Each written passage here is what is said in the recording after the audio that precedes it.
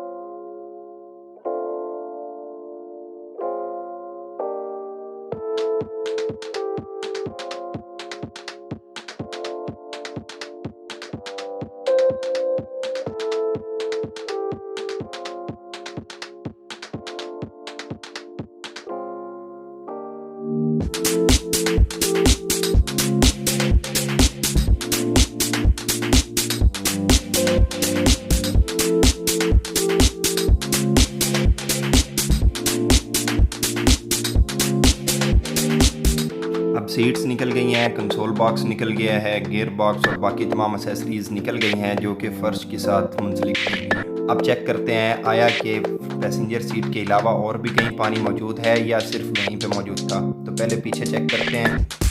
आप देख सकते हैं कि ये जगह भी मुकम्मल ही गीली है पानी के साथ, और कारपेट के नीचे वाला जो फोम होता है वो भी गीला है, इवन के नीचे तक पानी मौजूद है।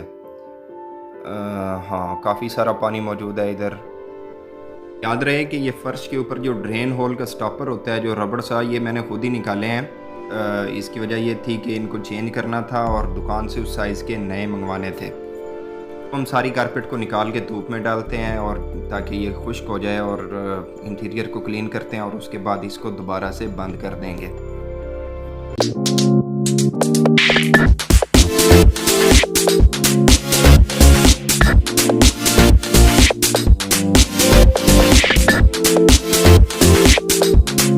अब हर चीज़ निकल गई है। कारपेट और जो रेक्सीन थी उसको धूप में डाल दिया गया है ताकि वो खुश्क हो जाए, और तब तक इसको अंदर से खुश्क करके और साफ़ कर लेते हैं, ताकि जब तक कारपेट खुश्क हो तो ये भी इंटीरियर इसका साफ़ हो।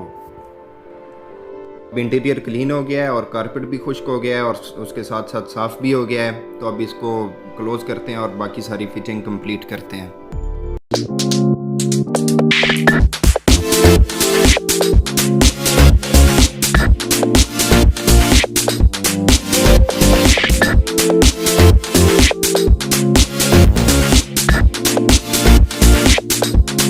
कारपेट अपनी जगह पे फिट हो गया है और अब इसके ऊपर रेक्सीन डालेंगे ताकि कारपेट में मट्टी वगैरह ना जाए।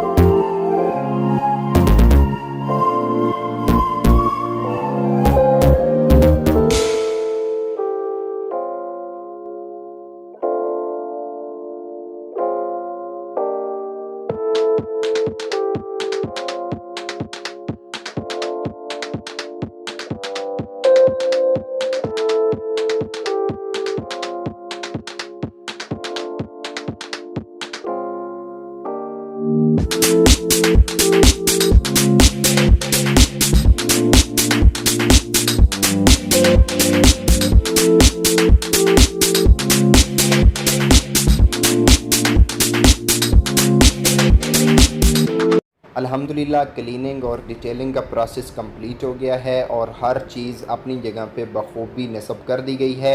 और इसके अलावा जो एक्सेसरीज़ थी जैसा कि कंसोल बॉक्स वगैरह उनको अपनी जगह पे फिट कर दिया गया है और जो मैट्स हैं वो भी लगा दिए गए हैं। अब गाड़ी बिल्कुल रेडी है। दोस्तों अगर आपको वीडियो पसंद आई हो तो इसको लाइक करें, शेयर करें और कमेंट सेक्शन में अपनी आरा दें।